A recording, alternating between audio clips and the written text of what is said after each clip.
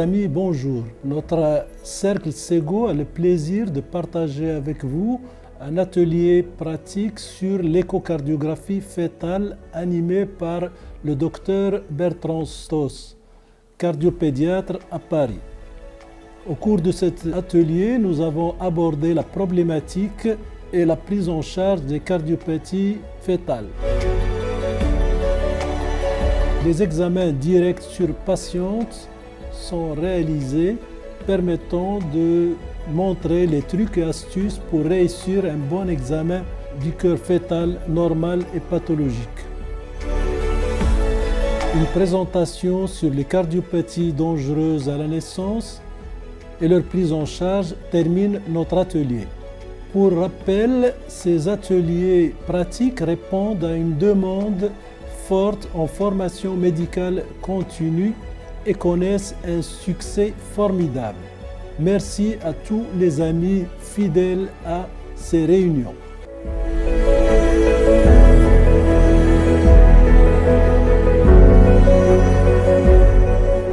Donc là, je voulais vous parler des cardiopathies qui étaient dangereuses à la naissance, qui vont se révéler chez les nouveau-nés.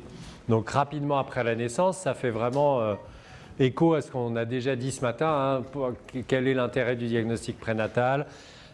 Pourquoi est-ce qu'il faut organiser la prise en charge des nouveau-nés quand on a fait un certain nombre de diagnostics? Donc quel va être l'intérêt? Pourquoi? Tout ça. Donc là, on va aborder un certain nombre de cardiopathies. On ne va probablement pas toutes les voir parce que ce serait un petit peu fastidieux, mais on va voir déjà un certain nombre de cardiopathies un peu emblématiques du diagnostic prénatal. Alors, finalement, beaucoup de cardiopathies sont très bien tolérées en période in utero. Et pourquoi est-ce qu'elles sont dangereuses après la naissance? Eh bien, ça, il faut demander à la circulation fœtale. La réponse, elle se trouve là. On sait que la plupart des cardiopathies, en particulier celles qui sont obstructives et ductodépendantes, pour lesquelles une circulation dépend du canal artériel, eh bien, elles vont se révéler après la naissance du fait de la fermeture des shunts. Il y a 3 niveaux de shunts essentiels. Le ductus venosus, donc le canal d'Arancius qui est ici, qui va permettre de shunter la circulation hépatique et rentrer directement le sang de la veine ombilicale quasiment à l'intérieur du cœur. Il y a encore le foramen ovale qui permet de faire passer tout ce sang oxygéné qui arrive de la veine ombilicale par la veine cave inférieure et l'Arancius qui va traverser le foramen ovale. Et puis le 3e niveau de shunt qui est le canal artériel qui va permettre de dériver l'ensemble du débit, ou la grande majorité du débit dans l'artère pulmonaire, qui ne peut pas aller vers les poumons qui sont à très haute résistance, donc dévier dans le canal artériel, à travers le canal artériel, dans l'aorte. Donc ces 3 niveaux de shunt expliquent que ces shunts, dans la circulation fœtale, dans un cœur normal, sont empruntés dans le sens que je viens de vous citer, mais qu'éventuellement, il peut y avoir des sens inversés en cas d'anomalie de la configuration du cœur, qui peut aller moins bien et donner de l'insuffisance cardiaque. En fonction donc de ce niveau de risque, on va déterminer où est-ce qu'il faut organiser la naissance. Donc, je répète encore, toutes les cardiopathies ne sont pas mal tolérées à la naissance, un grand nombre vont très bien et pour un grand nombre, il n'y a pas de nécessité d'organiser la naissance. D'accord ? Maintenant, pour toutes ces cardiopathies qui vont se révéler à la naissance, c'est sûr que on se retrouve non pas avec le ventricule gauche qui sort du ventricule, l'aorte qui sort du ventricule gauche et la paix du ventricule droit, mais l'inverse. Et on comprend bien, dans cette configuration de transposition des gros vaisseaux, si on imagine un cœur après la naissance, on imagine bien que cette circulation, elle n'est pas possible ou pas possible longtemps, à partir du moment où le sang bleu revient au cœur droit et ensuite distribué dans l'aorte et revient ensuite encore plus bleu au cœur droit et redistribué dans l'aorte. On imagine bien qu'au bout de quelques systoles, ça ne va pas bien se passer cette affaire. De même que de l'autre côté, le sang oxygéné revient au cœur gauche et réenvoyé dans les poumons. Tout ça est donc un double circuit en parallèle qui fait que d'un côté ça ne va pas aller du tout, de l'autre ça ne sert à rien. Et la survie n'est évidemment pas possible à partir du moment où il n'y a plus les shunts, où les shunts se ferment. Mais on imagine que là, chez un nouveau-né, la survie dans cette configuration ne peut être possible qu'à partir du moment où on a des systèmes de pont entre les deux systèmes qui vont faire que, comme pendant la vie fœtale, eh bien là aussi c'est pareil, les cavités sont équilibrées, les veines pulmonaires sont a priori en place, l'acceptation est normale et le décalage mitro-tricuspide dans une forme isolée de transposition des gros vaisseaux n'est pas impacté. Vous voyez ? Ça illustre bien aussi que quand avant on faisait du dépistage des cardiopathies sur la coupe 4 cavités, avant d'aller regarder les voies d'éjection, voilà, on passe totalement à côté de toutes les malformations qui impliquent les voies d'éjection. Si on regarde que la 4 cavités, c'est en plein milieu du cœur, d'accord ? Et tout ce qui est au-dessus n'est pas du tout regardé. Donc c'est important d'intégrer ça. Ensuite, si on monte, vous voyez ici, sur la 3 vaisseaux, on n'est pas sur la 3 vaisseaux, on est sur une coupe sagittale, mais ici, ce petit trait, il vous montre que la 3 vaisseaux, enfin, on était en 4 cavités à partir de là, et puis on monte vers la 3 vaisseaux. Et selon le niveau de la 3 vaisseaux, comme les deux vaisseaux sont en fait, au lieu d'être comme ça, ils sont comme ça, hein, en transpo. Les deux vaisseaux. Ils sont l'un sur l'autre, vous voyez ? Il y a l'AP qui est comme ça, AP canal, aorte. Donc on comprend bien qu'à partir du moment où ils sont l'un sur l'autre, on ne va pas avoir les mêmes repères. Et si on coupe... Bon, si on coupe ici les vaisseaux, d'accord ? On va avoir deux vaisseaux qui vont être dans une position antéro-postérieure. On va voir comment. Si on coupe plus au-dessus, là, on n'aura qu'un seul vaisseau. L'artère pulmonaire sera dessous. Si on coupe avant, c'est les 3 vaisseaux, mais de diamètre. Avant ? C'est-à-dire juste à l'émergence. On va le voir là. Donc là, on est dans une coupe. Voilà.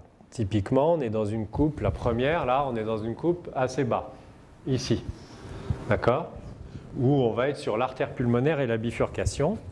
Donc ça va être une coupe assez bas, qui va nous donner une configuration comme ça, qui est typique de transposition des gros vaisseaux. Ça, c'est vraiment un signe. On a dit que les vaisseaux, ils devaient être disposés comment ? Alignés. Là, on a la droite, je n'ai pas noté, mais veine cave. D'accord ? Là, on a un vaisseau. Là, on a un vaisseau. Ils sont alignés ? Non. Non, ils ne sont pas alignés. Et le vaisseau qui est là, en arrière, bifurque complètement en avant. Pourquoi elle naît en avant, l'artère pulmonaire ? Elle sort du véné. Parce qu'elle sort du ventricule droit, et le ventricule droit, il est en avant. Donc, si elle sort en arrière, c'est précisément, elle sort du ventricule postérieur, qui est le ventricule gauche. Donc ça, sur une simple coupe, 3 vaisseaux. Oui ? Ce vaisseau-là, à côté de la vertèbre, c'est l'aorte. Je reviens. Là ? Ouais, c'est l'aorte. Ouais. C'est l'aorte et du coup, on va les revoir ici d'ailleurs, là.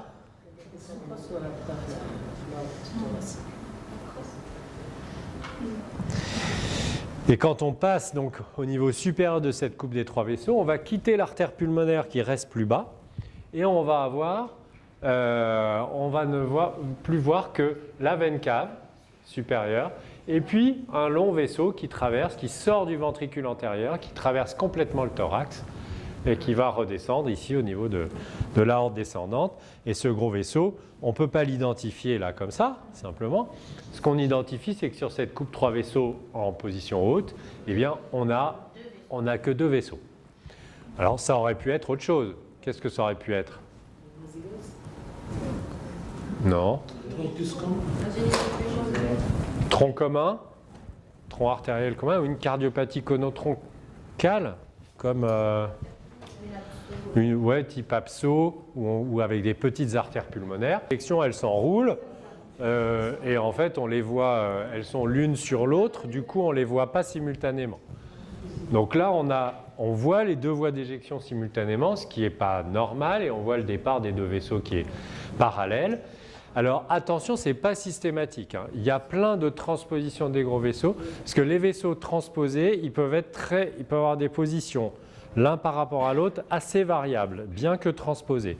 Et cette image typique de transposition des gros vaisseaux avec les vaisseaux parallèles, elle est, chaque fois que je marche sur le fil, ouais, elle n'est pas automatique, on ne la retrouve pas systématiquement. C'est pour ça que c'est important de bien avoir en tête toutes les images qui peuvent correspondre à une transposition des gros vaisseaux, parce que on ne les retrouvera pas toutes dans le même examen. En revanche, si on en retrouve une sur 3 ou 4, hop, ça mettra la puce à l'oreille.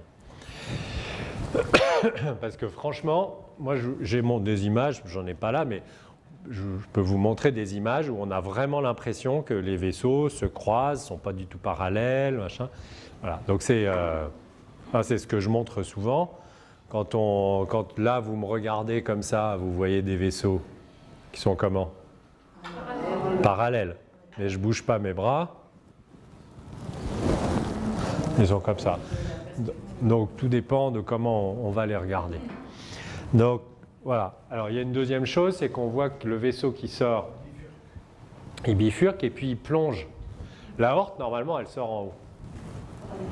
Hein, l'aorte, quand elle sort du ventricule gauche, elle fait la portion ascendante, veut bien dire ce qu'elle veut dire, c'est que ça monte. Or là, l'artère pulmonaire, elle va plonger vers le bas quand elle est transposée.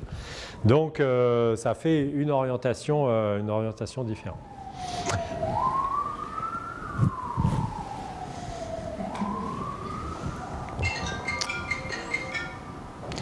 Donc voilà les signes dans la voie d'éjection gauche, même si dans la voie d'éjection gauche, encore une fois, ce qu'on regarde, c'est surtout la continuité septale.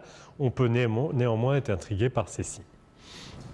Et puis dans la voie d'éjection droite, c'est là où on est censé donc attester de la concordance entre ventricule et gros vaisseau. Là, quand vous voyez dans cette coupe-là le ventricule droit, dont on voit bien un vaisseau qui sort, comment il est ce vaisseau? Il est très très long, effectivement, il est très tubulaire. Et s'il donne une branche, on dirait que c'est là. Et là, c'est très très loin de la valve. Hein, et donc, un vaisseau qui donne une branche très à distance de la valve, c'est probablement pas l'artère pulmonaire qui, elle, est en général dont le tronc est court. Donc, bon, c'était la seule image qu'il y avait. Voilà, donc, dans la transposition des gros vaisseaux, on ne pourra évidemment pas retrouver cette image d'artère pulmonaire sortant du ventricule droit. Et donc ça va être le signe. Donc vous voyez, à plusieurs niveaux, au niveau de la coupe des trois vaisseaux, on a des signes. Au niveau de la coupe de la voie d'éjection gauche, on a des signes. Au niveau de la coupe de la voie d'éjection droite. Donc si à un moment ça échappe, parce que la configuration fait que ce n'était pas visible, on va forcément se rattraper à un autre moment. Mais à condition d'avoir quand même respecté l'ensemble de l'examen. OK ? Alors la prise en charge, c'est quoi ? Ça, on l'a déjà vu tout à l'heure, non ? Donc la prise en charge, c'est à la naissance en raison de la cyanose extrême qui peut s'installer après la naissance, hein, du fait à la fermeture ici du foramen ovale. On a, si fermeture du foramen ovale et le canal artériel se ferme ou se restreint très vite, on va avoir un bébé qui va devenir très bleu, d'où la nécessité de la manœuvre de Rashkind, qui est donc une manœuvre relativement simple qui vise à non pas ouvrir le foramen ovale qui lui a une taille fixe, mais à déchirer la membrane qui vient le recouvrir. Donc, voilà, ça c'est une manœuvre salvatrice qui évidemment ne dispense pas ensuite d'une chirurgie réparatrice du cœur qui s'appelle le switch artériel, où on va réaliser donc, par sternotomie, mise en place d'une circulation extracorporelle. Quand on ouvre le sternum, vous voyez, hop, ici, vous avez ce gros vaisseau nacré là. On dirait la coupe que je vous ai montrée tout à l'heure. Vous vous souvenez? La coupe échographique, c'est avec le vaisseau qui traverse comme ça. Et bien là, c'est exactement ça. Ce gros vaisseau nacré, c'est l'aorte qui sort en avant. C'est-à-dire qu'on ouvre le thorax et qu'est-ce qu'on trouve sortant du ventricule droit? L'aorte qui est vraiment devant. D'ailleurs, on voit même il doit y avoir une coronaire ici. Donc, vous voyez, là, le péricarde est là, il a été ouvert. Hein, c'est ce que le chirurgien ici tient dans ses pinces. Donc voilà, et donc il va falloir sectionner les vaisseaux, les repositionner en bonne place. La partie la plus délicate de cette intervention, quelle est-elle? Voilà, c'est effectivement en déplaçant l'aorte, le chirurgien, il fait une manœuvre en fait, on appelle la manœuvre de Lecomte. Il doit faire passer, on a disons, on avait en arrière, l'arrière est là, l'avant est là, il y a l'aorte est en avant, l'artère pulmonaire en arrière, et donc il doit inverser les deux. Les premières fois, ils ont inversé comme ça, puis ça ne marchait pas, ça se tordait. Donc ce qu'ils ont fait, c'est qu'ils ont, en fait, ils ont glissé comme ça. D'accord, mis l'artère pulmonaire, l'aorte en arrière, dans sa bonne position, l'AP en avant, mais en mettant les deux artères pulmonaires de chaque côté. Pour faire ce mouvement, il est impératif les coronaires, le chirurgien est obligé de les détacher. Donc il faut non seulement sectionner, suturer les vaisseaux, mais en même temps déplacer les artères coronaires. Et c'est ce qui fait que dans cette chirurgie, les risques ne sont pas nuls, puisqu'il peut y avoir des complications coronaires, il peut y avoir des dispositions coronaires particulières qui vont rendre compte d'une certaine mortalité. La mortalité, elle va rester quand même très faible, de moins de 1%. La survie à long terme, elle est évidemment maintenant excellente, avec plus de 95% de survie sur les séries à 15-20 ans. On a maintenant même quasiment 40 ans de recul. Les plus vieux switches artériels ont été faits il y a 40 ans. C'est début des années 80. Donc, voilà, avec des techniques qui ont évolué un petit peu, mais depuis la fin des années 80 ou début 90, c'est à peu près la même chose.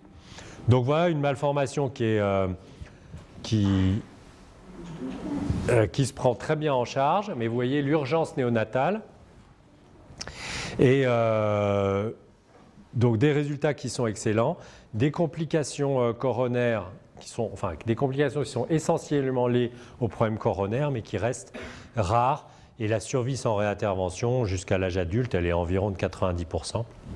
Mais on a des enfants chez qui qu'on voit grandir, qu'on surveille, chez qui il faut réintervenir pour réaliser.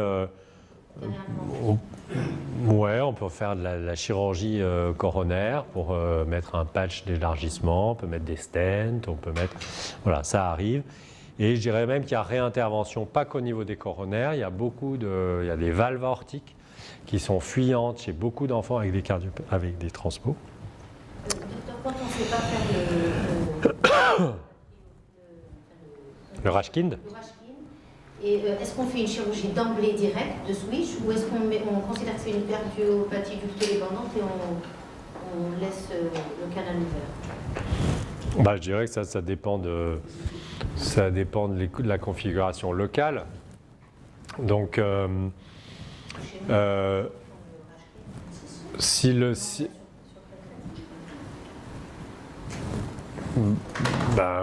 J'imagine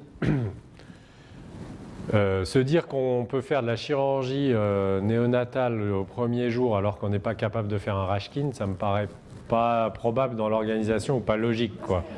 Parce que s'il y a un truc qui est quand même plus simple à faire, c'est le Rashkin. Ici, je pense que personne.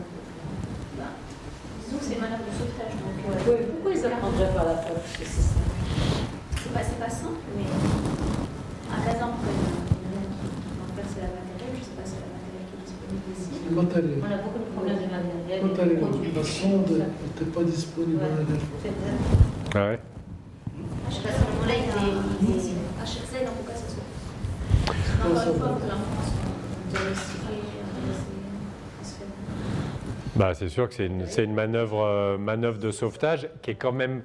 Enfin, il n'y a pas besoin d'être cathétériseur pour faire ça, mais bon, il faut en avoir fait, quoi. Il faut en avoir fait. C'est pas simplissime, mais par exemple, il suffit de savoir aller dans le cœur à partir d'une veine ombilicale, ce que font par exemple tous les néonates qui vont poser des cathéters. Voilà. Bon, en gros, c'est le principe. Il n'est pas beaucoup plus compliqué. Le switch, on va dire J5. Après, ça arrive qu'on le fasse beaucoup plus tôt, voire le premier jour, si on ne peut pas faire de Rashkin, que ça ne va pas, que machin. Mais en moyenne, J5. Voilà, donc ça c'est le modèle de la cardiopathie emblématique du diagnostic prénatal qui dit que c'est une cardiopathie très dangereuse à la naissance, que sa prise en charge ensuite elle est hyper codifiée avec des taux de succès qui sont évidemment très élevés. Et ensuite une survie qui est excellente et une vie qui est normale, hein, parce que ce qu'on prévoit c'est que ces enfants, quand ils grandissent, ils mènent leur vie, ils font du sport comme les autres. Bon, on a parlé tout à l'heure éventuellement de certains troubles cognitifs, effectivement, qui émergent. Mais bon, globalement, on peut avoir un discours assez optimiste, même très optimiste.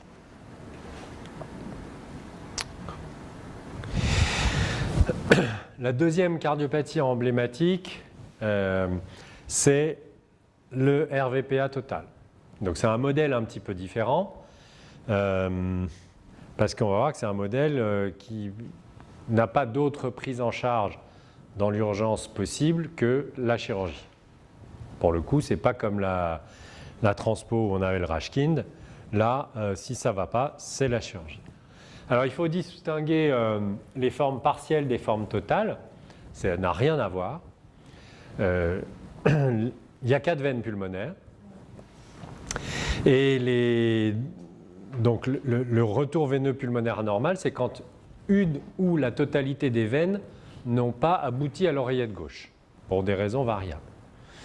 Et si l'une ou l'autre ou toutes les veines n'aboutissent pas à l'oreillette gauche, elles sont en général dérivées du fait d'anastomose primitive pendant l'embryogenèse, donc extrêmement précoce, d'anastomose avec le futur système veineux systémique, elles sont systématiquement dérivées vers une veine systémique.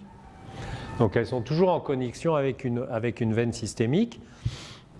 Et donc on va distinguer les formes partielles où il y a 1, 2, voire 3 veines dont le retour est anormal, mais où il existe au moins une veine à l'oreillette gauche. Et puis les formes totales, où l'ensemble des veines pulmonaires se collectent entre elles, arrivent tout proche de l'oreillette gauche, mais n'aura jamais réussi à y pénétrer. Et elles sont alors dérivées par une veine de drainage, ou ce qu'on appelle un collecteur, qui va donc drainer ces veines pulmonaires à un endroit qui peut être variable, et on va distinguer dans ces formes de RVPA totale. Je laisserai de côté les formes partielles qui ne sont pas le sujet aujourd'hui. Donc on va distinguer selon l'endroit où ce collecteur se dirige, des formes dites supracardiaques, où les veines pulmonaires vont se drainer vers une veine systémique haute, le plus souvent le tronc veineux innominé, ça pourrait être la veine cave supérieure. Il y a les formes intracardiaques, où ça va se dériver à l'intérieur du cœur, souvent se connecter soit directement à l'oreillette droite par exemple, mais souvent par l'intermédiaire du sinus coronaire. À ce moment-là, on a un très gros sinus coronaire qui reçoit les veines pulmonaires. Et puis il y a les formes dites infracardiaques, où la veine collectrice donc emprunte un trajet qui va l'emmener vers une zone sous-diaphragmatique, très souvent les veines sus-hépatiques. Et en fonction du type de drainage, de là où va être emmenée cette veine collectrice, eh bien, il va y avoir un risque de sténose, puisque c'est ça dont il va s'agir. Le risque du RVPA total, c'est qu'en fait, cette veine de drainage passe dans un système qui la coince, qui coince le passage. Et donc, il va y avoir des facteurs anatomiques qui vont faire que la veine va être comprimée et que ça va boucher le retour veineux pulmonaire. Ça ne pose en général pas de problème avant la naissance, puisque ce retour veineux pulmonaire est d'une part modeste et puis parce que l'enfant ne respire pas. Mais après la naissance, ça va être un problème si cette veine est bouchée, parce que normalement les 4 veines, elles arrivent à plein canal dans l'oreillette gauche et ça débite tranquille. Mais si on imagine que ça passe par un goulet d'étranglement qui est la veine collectrice et ensuite une zone de rétrécissement, ça va donner des problèmes. Les formes les plus pourvoyeuses de blocage c'est essentiellement la forme infracardiaque, celle-là, et très souvent le blocage il existe en prénatal parce qu'on voit que la veine de drainage arrive dans un lacis veineux de veine sus-hépatique et on voit déjà qu'il y a une accélération en prénatal, donc on le suppute. Et puis il y a les formes supracardiaques qui peuvent se drainer, qui peuvent se bloquer, mais un peu moins. Dans les veines supérieures, la forme intracardiaque, elle, ne se bloque pas, de même que les formes partielles dont on ne parle pas. Et quand ça bloque, qu'est-ce qui se passe ? Si on imagine que les veines pulmonaires n'arrivent plus à se drainer après la naissance, ça fait, y a l'eau qui monte, ça fait œdème pulmonaire, détresse respiratoire. Donc on a un faible débit, des signes d'OAP, et on a en même temps une grande cyanose, puisque on va avoir finalement le retour veineux oxygéné qui ne se fait plus. Donc on va avoir surtout pas du collapsus, mais on va avoir à la fois de l'œdème pulmonaire, de la détresse respiratoire et de la cyanose profonde. Donc, les cavités gauches, elles sont en hypodébit aussi. Les cavités gauches, elles vont continuer à se remplir de toute façon par la droite et par le foramen ovale qui va jouer son rôle. Mais effectivement, ça va avoir tendance à dilater franchement les cavités droites. Donc, c'est des enfants qui sont en grande détresse respiratoire, cardiaque, hypoxie, et qu'il va falloir prendre en charge très très vite, parce que si le blocage est immédiat, ces enfants vont être très mal très vite, dès les premières minutes ou les premières heures. Et là, pour le coup, les médicaments, la prostine pour ouvrir le canal artériel, le Rashkin, tout ça n'y fait rien. La seule chose qu'il faudra faire, c'est débloquer chirurgicalement. Alors, donc là, on a des formes éventuellement différentes. Quand on reprend notre analyse en 5, 4, 3, 2, 1, à partir de l'abdomen et de la détermination du situs, on peut avoir des signes d'appel, comme des images additionnelles vasculaires. Vous voyez, ici, entre l'aorte et la veine cave, c'est inhabituel d'avoir des zones vasculaires comme on le voit là. Et donc ça peut faire suspecter une anomalie de drainage, une anomalie fistuleuse. En tout cas, on ne doit pas avoir une zone vasculaire dans ce coin-là. Donc ça, ce serait une forme dite infradiaphragmatique. C'en est une. D'accord ? Vous voyez encore, là,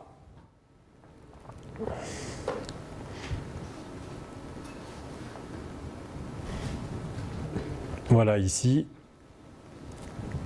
c'est pas forcément très net, on pourrait confondre avec des flux veineux hépatiques, hein, mais il y a une petite zone de blocage. Donc tout ce qui est image additionnelle, comme ça, vasculaire, peut faire suspecter un RVPA diaphragmatique. Et après, on va voir plus haut. Et quand on monte vers la coupe des 4 cavités, ben, c'est l'image typique dont je vous ai déjà parlé.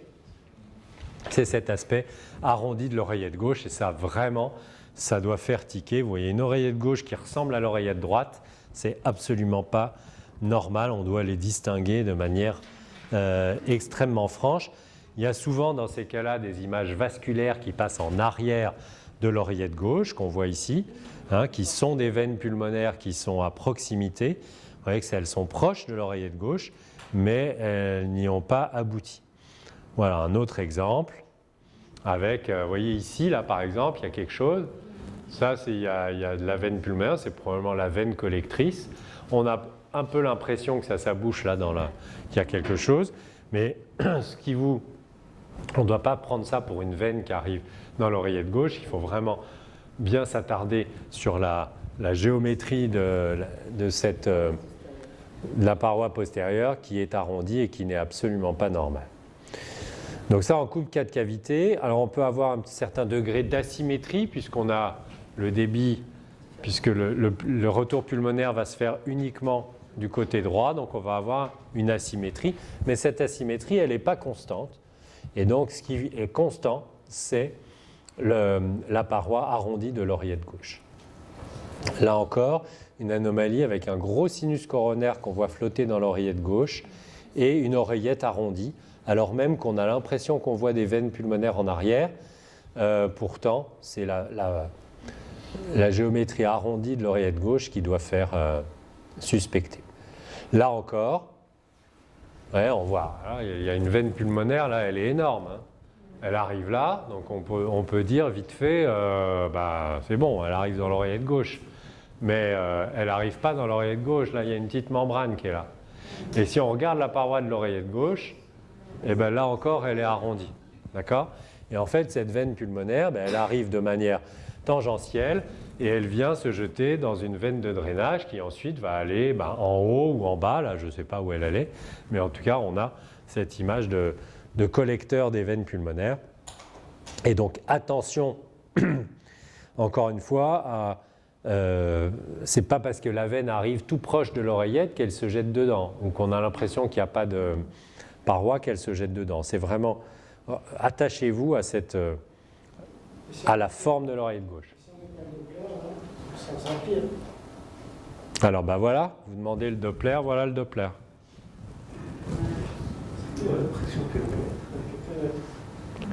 Vous voyez ce Doppler, vous dites, bah oui, là il y a... Ça passe. D'accord ? Là c'est un RVPA. De quoi se suicider. Voilà. Et là, en revanche, regardez, quand vous voyez sans la couleur, est-ce que vous pouvez dire qu'on a une face aplatie de l'oreillette gauche ? Non. Bah non. Elle est arrondie. Donc vous avez des veines qui arrivent, on a l'impression qu'elles arrivent à plein canal là. Vous mettez du Doppler, vous vous rassurez en disant « Ah bah oui, c'est bien ». En fait, le Doppler, il n'arrive pas. Non, il est vachement trompeux cette image parce que franchement, on pourrait facilement signer normal. Je pense que... Si on se trompe sur celle-là, honnêtement... C'est faisable. Bah, si on se trompe sur celle-là, on ne va pas vous attaquer. Je veux dire, personne... Non, personne reprochera... Personne reprochera à quiconque de s'être trompé sur une forme comme ça. C'est simplement pour vous illustrer que le Doppler couleur est trompeur. Parce que là, vous allez additionner à votre image là-bas une modalité d'imagerie qui va vous induire en erreur, qui va faussement vous rassurer. Alors que si vous étiez concentré uniquement là en disant « ce que je veux, c'est viens voir ma face aplatie, tout ça incurvé », vous auriez dit c'est bizarre quand même parce que ça arrive dedans, mais la paroi, elle est pas plate, quoi. Mais elle n'est pas non plus, franchement, là tu te dis la distance entre l'aorte et la face postérieure n'est pas augmentée. Mauvais signe. Le pulmonaire intérieur qui a l'air quand même gauche de rentrer.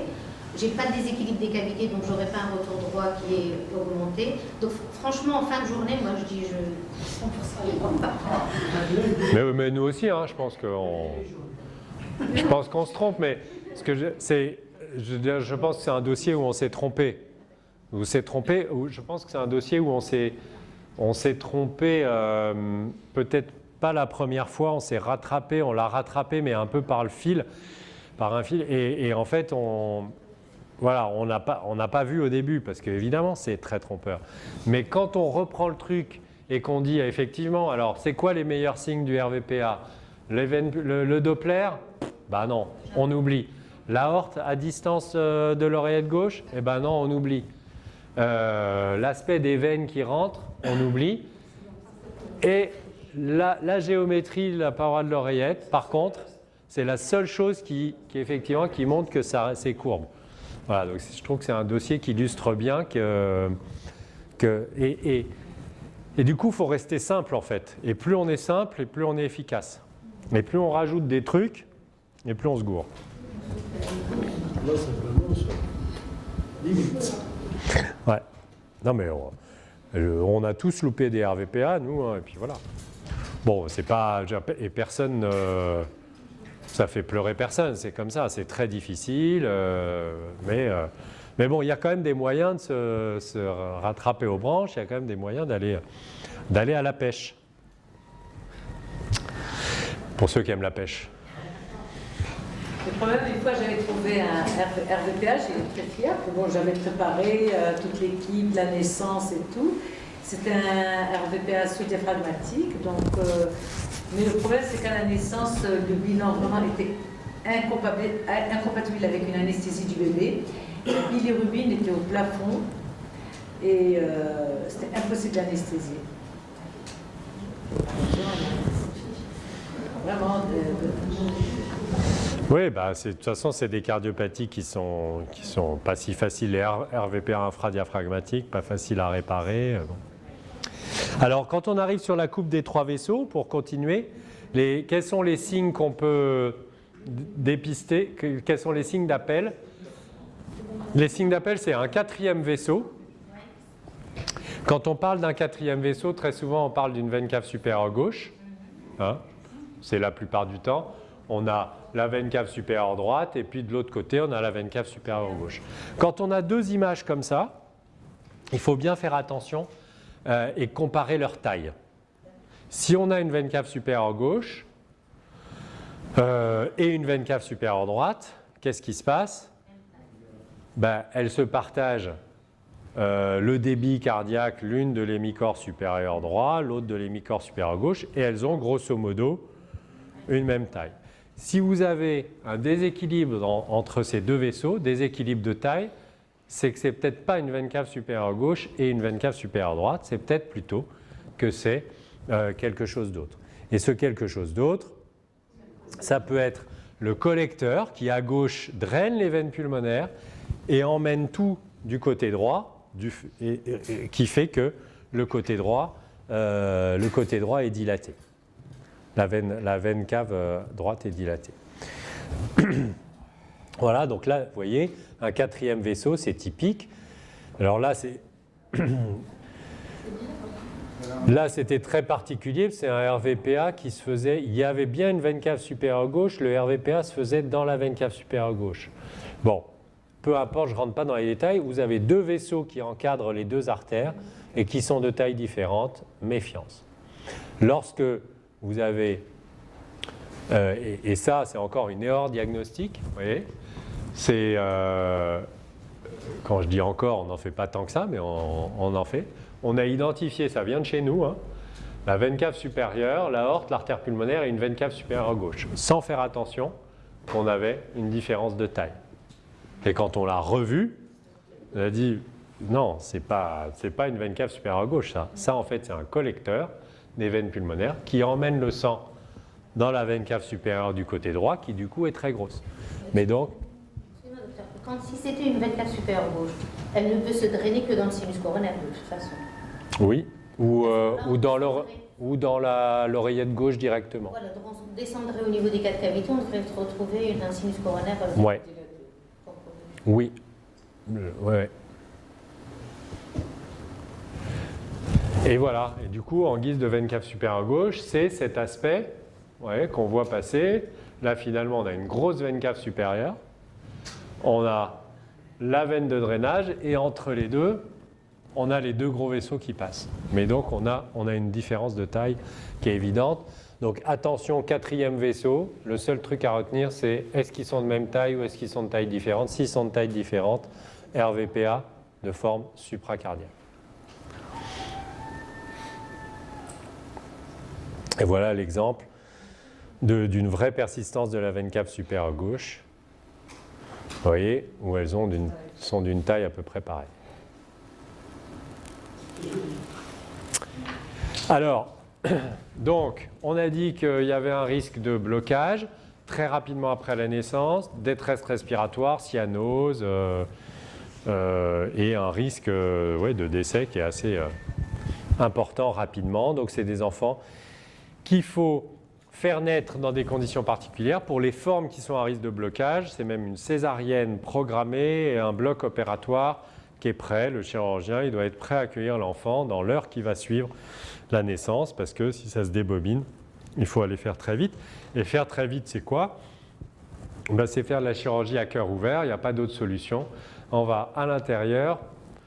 Alors, l'accès est finalement assez facile. Quand le chirurgien il ouvre le thorax, il tombe sur l'oreillette droite, il rentre dans l'oreillette droite. Le foramen ovale, il est encore béant parce que c'est un nouveau-né. Et il arrive là dans le cul-de-sac de l'oreillette gauche. Et là, il doit aller ouvrir la paroi postérieure pour tomber sur les veines pulmonaires qui vont se collecter toutes entre elles. Par ailleurs, il faut aussi qu'il sectionne, qu'il ligature, qu'il empêche le retour de se faire. S'il ne ferme pas ça, ça va continuer comme un shunt gauche-droit à l'étage auriculaire, ça va continuer à passer. Donc il faut absolument le fermer. On imagine après ça qu'on peut être guéri complètement de cette malformation. La mortalité, elle n'est pas nulle, surtout les formes. Donc les urgences, les formes infradiaphragmatiques où les enfants vont potentiellement mal, la mortalité est donc pas nulle et la survie reste malgré tout très bonne. Elle est très bonne à partir du moment où on a obtenu un bon résultat, et ce bon résultat, il doit se pérenniser dans le temps. Et il y a une seule chose qu'on va redouter éventuellement après chez les enfants quand ils grandissent, c'est pas tellement, en général, la zone d'anastomose, elle ne pose pas de problème. En revanche, il peut y avoir des associations à des sténoses des veines pulmonaires, qui sont des maladies extrêmement graves, qu'on ne sait pas vraiment traiter. Et donc, si les veines pulmonaires ne grandissent pas assez, qu'elles se sténosent, là, on rentre dans un truc où c'est beaucoup plus embêtant, avec des maladies graves et un potentiel décès ultérieur. Mais la plupart des enfants qui vont bien, qui ne font pas de complications de type sténose, après ils sont guéris et puis ils ont vraiment un cœur normal. C'est-à-dire qu'en échographie, chez un enfant de 5 ans, vous regardez, il a été opéré à la naissance, vous regardez à l'aveugle, vous montrez à 10 cardiologues, impossible de faire le diagnostic. C'est un cœur normal.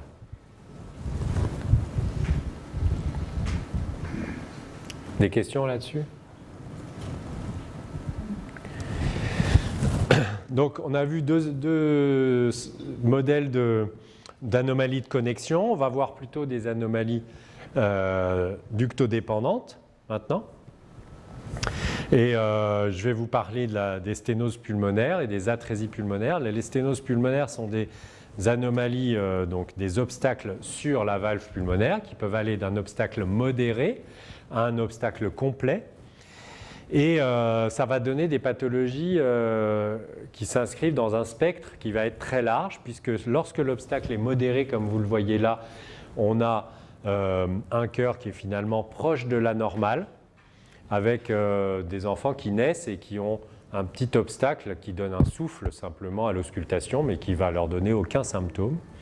Et puis, lorsque les formes sont plus sévères, la sténose est plus serrée, ça va donner une hypertrophie importante du ventricule droit, souvent une fuite de la valve tricuspide et parfois même donc, jusqu'à l'atrésie. Lorsque la valve pulmonaire est atrétique, on a un ventricule droit qui est très hypertrophié. Et très hypertrophié. Et ce qui va se passer, c'est que ce ventricule droit, il va être de moins, au fur et à mesure du temps, il va être de moins en moins capable de se remplir. Et l'ensemble de son débit supposé va être shunté par le foramen ovale dans la circulation gauche. Et donc là, on imagine bien qu'après la naissance, un bébé comme ça, il va être cyanosé parce qu'il a du sang bleu qui se mélange, et d'autant plus cyanosé que si son canal artériel se ferme, c'est la seule perfusion possible de son artère pulmonaire, le canal artériel, donc il va devenir extrêmement bleu. Non pas immédiatement à la naissance, on peut ne pas faire de diagnostic. À l'examen du nouveau-né immédiat, on ne remarquera pas grand-chose. Peut-être si on mesure la saturation, il ne sera pas rose, mais au début, ça ne se verra peut-être pas forcément. Et puis, à la faveur de la fermeture du canal, on va voir la cyanose apparaître. Donc, quelle peut être...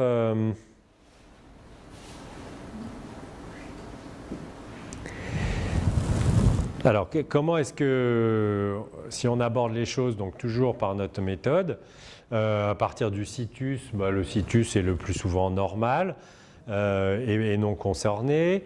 Notre vision globale du cœur, elle est plutôt normale. Mais lorsqu'on va arriver sur la coupe des 4 cavités, très vite, alors même qu'il s'agit d'une anomalie de la valve pulmonaire, en fait, ce qui nous pose un problème, ce n'est pas la valve en elle-même, ce sont les conséquences de cette anomalie sur le ventricule droit.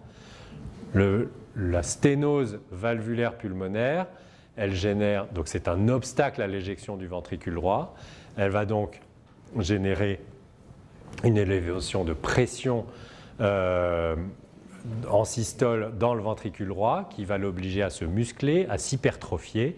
Plus il s'hypertrophie, moins il va être capable de se remplir par perte de sa fonction de remplissage. Et au fur et à mesure, de fil en aiguille, c'est un ventricule qui va se réduire. Donc vous voyez, là, on a, en cas de cavité, on a une asymétrie. On a bien 4 cavités. On a 2 valves auriculo-ventriculaires qui s'ouvrent. Mais c'est très inhabituel d'avoir une asymétrie dans ce sens-là. C'est-à-dire asymétrie, on a dit que l'asymétrie elle était quasiment obligatoire, mais dans l'autre sens. Hein, l'asymétrie avec prédominance du ventricule gauche, c'est plutôt exceptionnel.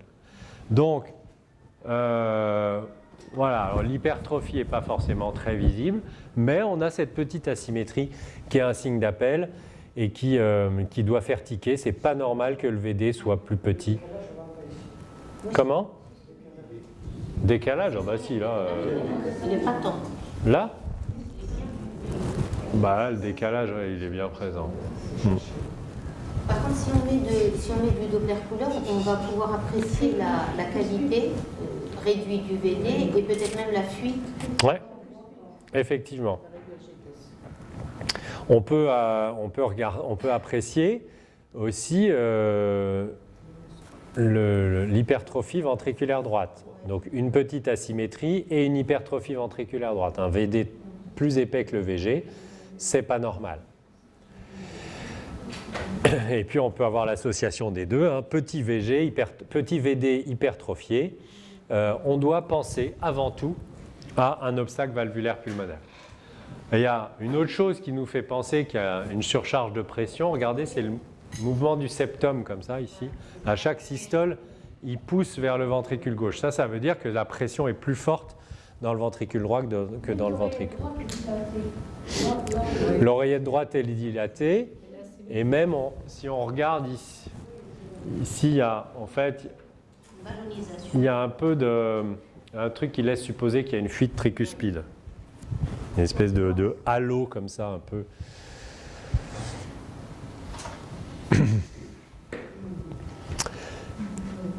Voilà, et puis plus la maladie s'aggrave, plus le retentissement ventriculaire est important, et donc plus on va avoir un ventricule droit de petite taille, une valve tricuspide qui va être de moins en moins mobile et qui va le plus souvent fuir effectivement et donner une dilatation importante de l'oreillette droite, comme on peut le voir ici. Alors la fuite tricuspide, comment? Ouais, ça c'est la fuite, ça, tout ça là. Alors la fuite tricuspide, souvent elle est salvatrice. Pourquoi? Parce que c'est elle qui va faire que le ventricule droit finalement peut se sauver lui-même. Parce que au lieu que tout soit piégé dans le ventricule droit avec une sténose pulmonaire au-dessus et une tricuspide qui serait trop continente dessous, et du coup un piège pour tout ce qui rentre dans le ventricule droit se retrouve piégé, et le ventricule droit, il va être à très forte pression.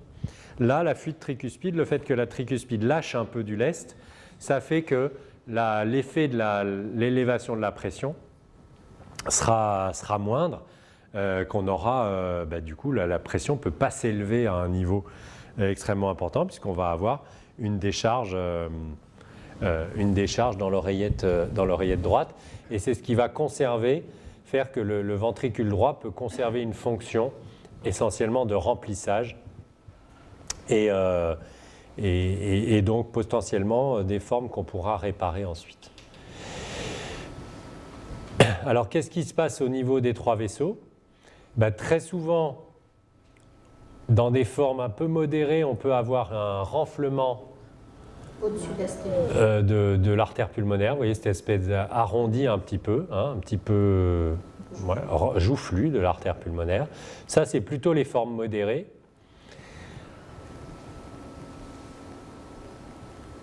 On peut parfois avoir des formes avec des petites branches pulmonaires, des petites artères pulmonaires, mais c'est plus modeste, c'est moins fréquent, je veux dire.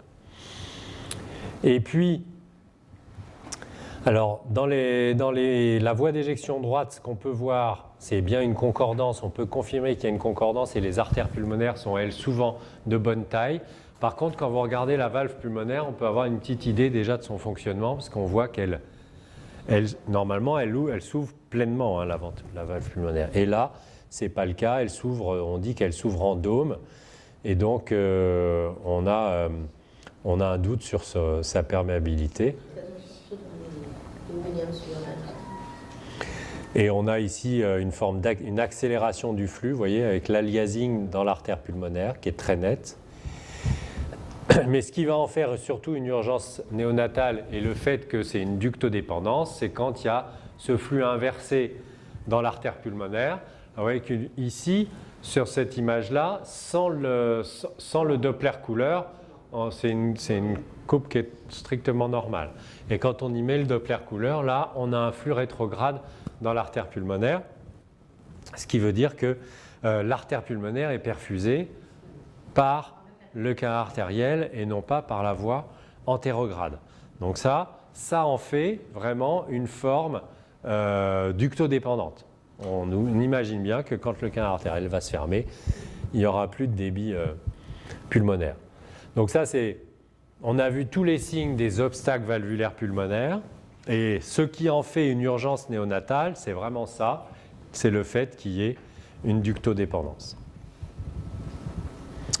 Donc, la prise en charge, alors in utero, on va faire attention parce que c'est des formes qui peuvent être évolutives, et on a vu le ventricule droit, plusieurs formes avec des ventricules droits qui conservent une bonne fonction jusqu'à des ventricules droits qui deviennent très très petits. Donc on a des formes très variables, des curables à incurables, et on va surveiller dans l'évolution que ce ne soit pas une forme qui passe de curable à incurable avec un ventricule droit dont la fonction se détériore pendant la vie fœtale. Si éventuellement c'était le cas, ce qu'on pourrait proposer éventuellement seulement, c'est un cathétérisme prénatal. On peut aller dilater une valve pulmonaire ou une valve aortique in utero si c'est nécessaire. Vous voyez une image d'un geste qui a déjà longtemps, c'est vieux ça. On allait mettre une valve, un ballonnet dans l'artère pulmonaire pour dilater cette valve. Mais c'est évidemment peu fréquent comme indication. Et la plupart du temps, lorsque le ventricule droit n'est pas trop malade et qu'on peut estimer qu'il va récupérer une fonction après la naissance, les tout petits ventricules droits qui sont perdus pendant la vie fœtale, ils sont perdus, on ne peut rien en faire. Ça fait de cette cardiopathie une cardiopathie ductodépendante, mais pour laquelle on proposera un traitement de type ventricule unique avec une dérivation cavo-pulmonaire. Je ne rentre pas dans les détails là. Mais pour celles pour lesquelles on estime que ce ventricule droit il est en souffrance, mais il va récupérer, on va lui donner sa chance et on va faire un traitement par cathétérisme cardiaque. On va aller mettre une sonde, perforer ou ouvrir la valve pulmonaire avec un petit ballonnet comme ça, de manière à soulager le ventricule droit. D'accord ? La valve va donc s'ouvrir. On va retirer cette valve. Voilà la procédure. Ce qui se fait donc au bloc par cathétérisme cardiaque. Vous voyez une injection ici, une injection dans le ventricule droit dont l'infundibulum ici est borgne. L'artère pulmonaire normalement est là. Et quand on injecte, il y a un plancher. Ce plancher, il va falloir le traverser avec des petites sondes de radiofréquence et un ballonnet. Et vous voyez qu'ici, on va glisser un ballonnet là à gauche qui se gonfle. On voit bien qu'il y a un endroit, une zone où ça bloque, et on va le gonfler progressivement de manière à obtenir une levée de l'encoche de la valve pulmonaire. Voilà. Donc là, on bouche complètement l'artère pendant quelques secondes et on va faire craquer la valve. Et à l'issue de ce geste, on contrôle qu'on a bien, lorsqu'on injecte, un passage à travers la valve pulmonaire. Au passage, ce qu'on voit, c'est qu'il y a aussi un va-et-vient. Si on a créé un passage, si on a levé l'obstacle valvulaire, on a aussi une régurgitation. Dilater une valve, ça suppose que derrière, elle va fuir parce qu'on la déchire, on lève l'obstacle, mais en même temps, le corollaire, c'est qu'on crée une fuite qui va être bien tolérée, mais qui pourra nécessiter un traitement plus tard. C'est pas anodin, ce genre d'intervention. C'est des procédures qui sont pas faciles, c'est très fragile. On peut perforer le ventricule, on peut faire tout un tas de bêtises et la mortalité n'est pas complètement nulle de ce type de procédure, mais dans les équipes où on a bien l'habitude, ça se fait bien et c'est donc une intervention qui se fait par cathétérisme, qui évite une chirurgie cardiaque à cœur ouvert et dont les suites sont après parfois peuvent être un peu difficiles parce que cette ductodépendance ne va pas forcément... elle peut perdurer. Pourquoi ? Parce que le ventricule à qui on lève cette surcharge là comme ça, ce ventricule qui était sous pression, on lève la post-charge du ventricule. C'est un peu comme si on poussait sur une porte, on pousse, puis d'un coup on ouvre la porte. Et le ventricule derrière, il va avoir tendance à se ratatiner sur lui-même. Il a développé tellement de masse. Et maintenant, il a une post-charge qui est très, très faible, donc il va se ratatiner comme ça. Et ça va être des suites qu'il va falloir gérer, qui peuvent mettre quelques jours, qui peuvent nécessiter qu'on réintervienne même parfois. On retire le ballonnet, bien sûr. Ah oui, bien sûr, on ne laisse rien. Et je vais finir sur cette thématique des urgences, là, pour pas aborder tout, mais on pourra aborder par les quiz d'autres cas cliniques. C'est l'asymétrie. Parce que ça, c'est un vrai sujet qui n'est pas toujours bien compris.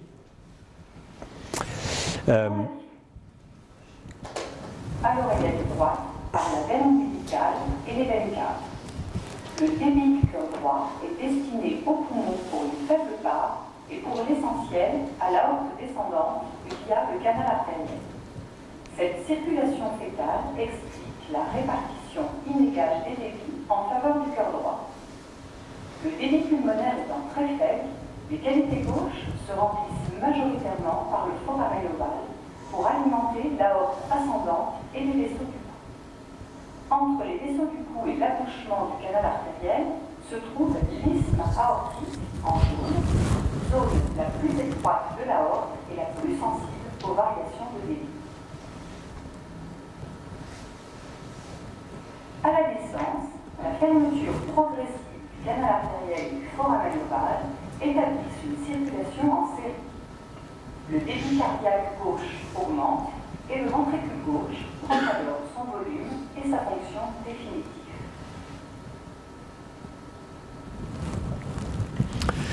Donc ça, c'est une petite vidéo qu'on avait fait avec Marilyn Lévy qui explique que l'asymétrie, elle est quasiment obligatoire donc, pendant la vie fœtale et qu'elle est liée à la circulation fœtale, au fait qu'il y ait des shunts et qu'elle va se corriger après la naissance avec la fermeture des shunts. Les débits vont devenir identiques et le débit pulmonaire sur débit systémique sera donc identique, QP sur QS égale à 1. C'est ce qu'on dit dans notre jargon à nous. Donc finalement, l'asymétrie prénatale, elle est normale. Maintenant, elle est normale, mais pourquoi est-ce qu'on en parle? Parce qu'elle est normale jusqu'à un certain point, mais qu'au-delà d'un certain point, elle n'est plus forcément normale. Le problème, c'est de situer ce point, de dire où est-ce qu'il est ce point. Et ça, personne ne le sait exactement. Il est un peu fluctuant et il est difficile de dire, de fixer la limite entre l'asymétrie qu'on va dire physiologique liée à la circulation fœtale et l'asymétrie pathologique qui va être liée à un développement éventuellement du cœur gauche. Donc, dans les asymétries a priori physiologiques, on s'attend à ce qu'après la naissance, le cœur soit normal.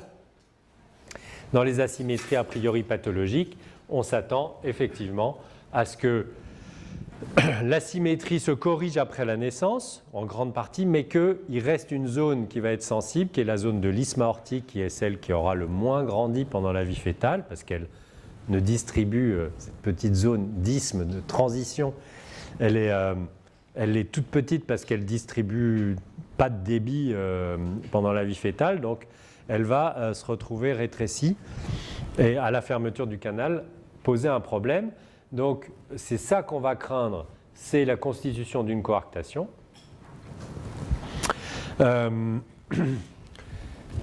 Voire d'une autre pathologie obstructive gauche qui peut aller plus que la coarctation, mais la sténose aortique, des obstacles, tout un tas d'obstacles gauche. Bon, mais a priori, on a des a priori sur est-ce que c'est physiologique, pathologique, sauf que parfois, on fait des erreurs, enfin, ou en tout cas, ce qu'on pensait être physiologique, finalement, n'est pas physiologique et devient une coarctation. Exemple, tout à l'heure, la dame qu'on a vue, si on se retrouve avec une coarctation, on aura plutôt dit physiologique, enfin, on avait physiologique, mais avec un petit doute quand même, raison pour laquelle on la revoit. Mais si c'est une coarctation, au final, bon, on sera un peu trompé. Et puis, de temps en temps, on se dit vraiment, waouh, ça va coarcter, tout ça, il y a une asymétrie franche. Et puis, on regarde, on surveille, et puis ça se remet en place. On se dit, bon, et on a toujours du mal à comprendre. Et cette limite, vous voyez, entre physiologique et pathologique, on ne sait pas trop où la mettre. Et il y a une zone floue qui persiste. Mais du coup, ça nécessite qu'on mette en place, qu'on mette les moyens en place pour surveiller ces enfants et ne pas faire de bêtises. Alors, juste pour comprendre, donc, ce qu'on craint, c'est qu'il n'y ait pas une asymétrie physiologique, mais une vraie anomalie constitutive du cœur gauche là-dessous, et en particulier une coarctation. Mais est-ce que c'est vraiment la coarctation qu'on craint? Pas vraiment. C'est la coarctation, parce qu'il y a des coarctations qui vont très bien et des coarctations qui ne vont pas bien. Et c'est celle qui ne va pas bien qui va nous poser un problème. Et donc, ce qu'on veut, si je vous montre deux exemples d'imagerie néonatale, vous avez ici l'image d'une coarctation. On voit sur l'aorte, une belle aorte là qui fait sa crosse, et puis au niveau de l'isthme, paf, l'aspect en sablier, un aliasing, une accélération avec un flux en lame de sable ou en dents de requin. Et ici, un ventricule qui se contracte parfaitement bien, mais dont on voit les parois qui sont très épaisses. Donc c'est une coarctation bien tolérée chez un bébé de 2 mois qui s'adapte à sa coarctation, dont le ventricule s'est adapté en s'hypertrophiant et qui va manifestement très bien, puisque bien que coarcté, le débit se fait. Le débit cardiaque est préservé. Et puis vous avez ici un nouveau-né avec une crosse de l'aorte dont on voit bien qu'il y a aussi un aspect de sablier de coarctation, mais une hypoplasie plus longue. Hein. La crosse de l'aorte, elle est un peu plus angulée, elle est plus fine globalement. Et on voit ici un ventricule gauche qui se dandine, qui en coupe petit axe, a du mal à se contracter. Ça, c'est une forme mal tolérée avec dysfonction du ventricule gauche. Et on imagine bien que ces 2 formes, donc, elles donnent des tableaux cliniques qui vont être très différents. L'un va aller très bien et va être dépisté sur l'abolition des poux fémoraux, et l'autre par un choc cardiogénique quand il sera à la maison tranquillement et à 8 ou 10 jours. Donc, vraiment, nous, ce qui nous importe, c'est est-ce qu'il peut y avoir une coarctation, mais surtout, est-ce qu'elle va être mal tolérée? Et ça, on ne le sait pas forcément à l'avance. Donc, il ne veut pas que je repose mon déchet. Je ne veux pas que je me repose, en fait.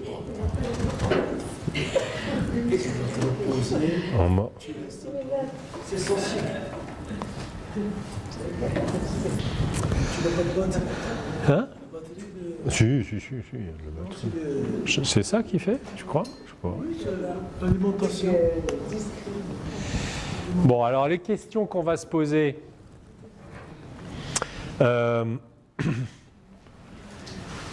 Finalement, bon, au niveau du dépistage, vous allez être confronté à des situations où vous allez constater une asymétrie, puis vous allez vous dire, bon, cette asymétrie, comment je la considère? Est-ce que je la banalise? Je dis, c'est une petite asymétrie. Je considère que c'est physiologique. Et puis voilà. On nous a toujours dit une asymétrie au T2, c'est toujours pathologique. C'est au T3 où on se pose la question. Oui, mais c'est faux en fait. Par définition, je l'ai répété 12 fois, en fait l'asymétrie n'existe pas. Enfin, là, plus loin, symétrie. Non, je parle, on fait une asymétrie conséquente. Oui, bien sûr. Une asymétrie franche au 2e trimestre, c'est sûr que ça fait vraiment poser les questions. Une asymétrie même franche au 3e trimestre peut être tout à fait physiologique. Donc quand est-ce que vous allez vous poser la question? Donc effectivement, vous pouvez dire 2e trimestre, on est vraiment, il y a une lumière, ça clignote rouge. 3e trimestre, à voir, ça dépend. Faites les rapports de taille, on va en reparler là, hein, tricuspide, mitral, aorte, artère pulmonaire.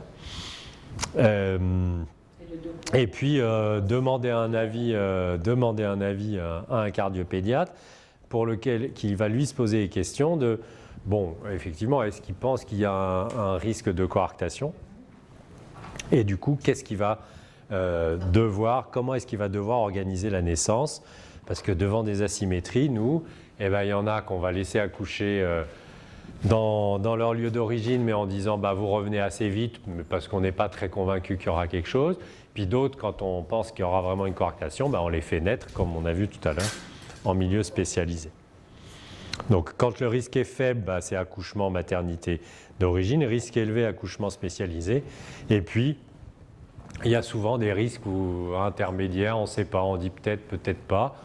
Bon, une fois, ça va atterrir à Necker, ils vont naître à Necker et puis on les aura sous la main. Puis une autre fois, parce que pour tout un tas d'autres raisons, ou parce qu'ils viennent d'un autre CHU où on sait qu'on est quand même assez tranquille, on pourra vérifier ça. Enfin, il y a des gens compétents qui pourront être alertés, tout ça. On va le laisser dans la maternité d'origine, mais avec un contrôle assez précoce. Donc voilà, on va faire une petite cuisine comme ça. Alors comment est-ce qu'on peut Être sûr, ben, on n'est pas sûr. Il y a tout un tas de signes qui vont nous faire dire qu'il y a un risque élevé de coarctation. C'est l'aspect du shelf, hein, l'aspect de l'angulation de la crosse de l'aorte et l'hypoplasie de la crosse de l'aorte. C'est aussi le fait qu'il y ait une asymétrie précoce, donc deuxième trimestre, le fait que il y ait un déséquilibre donc important, et en particulier à l'écho du troisième trimestre, si la taille de l'anneau aortique reste petite, hein, on parle de 5 mm maximum, à ce moment-là, très souvent, on a au-delà une arche aortique, une crosse de l'aorte qui est hypoplasique et qui a grand risque de coarctation. Donc on met un petit peu tous ces signes dans le truc, et puis les ratios aussi de taille VD sur VG. Donc on tolère une asymétrie au deuxième trimestre jusqu'à des rapports de 1,2 et jusqu'à 1,5, 6, 7 au troisième trimestre pour trancher entre asymétrie et pathologique physiologique. Il est évident que la réponse, on ne l'a en réalité qu'après la naissance. D'accord ? On essaye juste de fixer des seuils pour essayer de classer. C'est comme la nuque, hein, on évalue des risques. Voilà, il y a des trisomies 21 avec des nuques normales et des nuques à 4 sans aucune anomalie. Bon, donc là c'est pareil, on a des asymétries parfois importantes qui ne feront pas de coarctation et des asymétries modérées qui feront la coarctation. Bon, voilà, on met tout ça dans le shaker, hein, entre rapport de taille, taille de l'anneau aortique au troisième trimestre, le fait que ce soit précoce ou pas précoce, parfois qu'il y ait une veine cave supérieure gauche aussi, souvent ça potentialise l'asymétrie. Voilà, et tout ça on met dans le shaker, et l'aspect de la crosse de l'aorte qui est extrêmement important, probablement un des signes les plus importants. Donc, on va voir ça en image.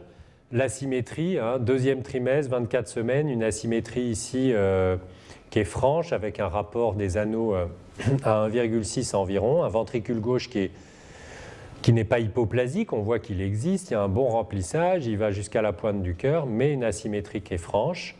Quand on regarde ce qui se passe au niveau des trois vaisseaux, on a des trois vaisseaux avec une artère pulmonaire qui est plus large que l'aorte, mais finalement et en couleur, on a un aspect qui est quasiment normal, mais un petit aliasing quand même au niveau de la crosse de l'aorte, vous voyez, hein, une petite accélération. Au niveau des voies d'éjection, on va retrouver des anomalies de taille avec un rapport quasiment de 2 entre les deux. Donc deuxième trimestre, rapport de taille des anneaux tricuspides, mitro-AP, aorte qui est important. Ça fait dire attention, petit flux anormal dans la crosse de l'aorte. On va aussi, dans ces cas-là, le signe vraiment évident qui va nous faire trancher, c'est on va regarder la géométrie de la crosse de l'aorte donc en coupe sagittale. Et vous voyez ici, il y a la crosse de l'aorte, on la suit, elle est plutôt pas mal là. Et puis vous voyez son angle de raccordement, au lieu d'être une crosse qui file dans la portion descendante ici, elle se raccorde comme ça, en virgule, un peu en... Il y a vraiment un angle de raccordement, et c'est ça qu'on appelle le shelf, hein, c'est cette espèce d'angle ici, postérieur, qui est caractéristique d'une future coarctation. Ça, c'est vraiment...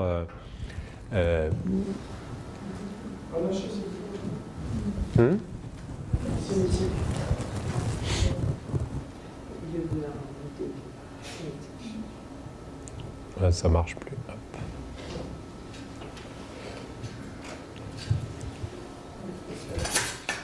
Voilà. D'accord, donc ça achève de... Alors vraiment, là, il y a une future coarctation.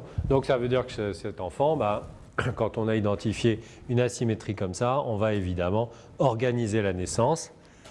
Donc organiser la naissance. Alors, ce n'est pas des bébés qui vont aller mal immédiatement, puisque c'est plutôt ductodépendant, hein, Alors là, on a vu, ce n'était pas ductodépendant, vous voyez, on a vu une petite aliasing, mais parfois, il y a une vraie ductodépendance avec un flux dans l'aorte qui dépend du canal artériel. Et dans ces cas-là, ces enfants, faut vraiment les mettre sous prostine à la naissance, dans les premières heures, pour éviter que, quand la coarctation va se constituer, qu'il y ait une mauvaise tolérance, qu'elle soit très serrée. D'accord ? Et puis ensuite, une fois qu'ils sont conditionnés avec la prostine, on va devoir les opérer. Et l'intervention, c'est là une chirurgie à cœur fermé. D'accord ? Intervention, la coarctation, on ne touche pas au cœur. Le cœur, normalement, même s'il était très asymétrique, il est quasiment normal après la naissance. Ouais, du fait de foramen ovale qui se ferme, pof, le cœur gauche se remplit. Et donc c'est... Comment ils arrangent donc ce petit raccordement, cette plantation, donc c'est un patch? Non, mais c'est à cœur fermé. Alors, c'est à cœur fermé, donc normalement c'est à cœur fermé. Donc ça, c'est ce qu'on appelle la technique de Crawford, ça se fait sur le côté par thoracotomie. Et le chirurgien, il va enlever la zone qui est rétrécie et puis il raboute en biais, comme ça, en biseau, l'aorte en zone saine. Et il fait une cure de coarctation par thoracotomie. Et en revanche, lorsqu'il y a une hypoplasie sévère de la crosse de l'aorte, il est parfois obligé de le faire par sternotomie sous CEC et de mettre un patch dans la concavité de la crosse, mais c'est beaucoup plus rare et en général, il n'y en a pas besoin. La plupart du temps, c'est la première option qui est choisie.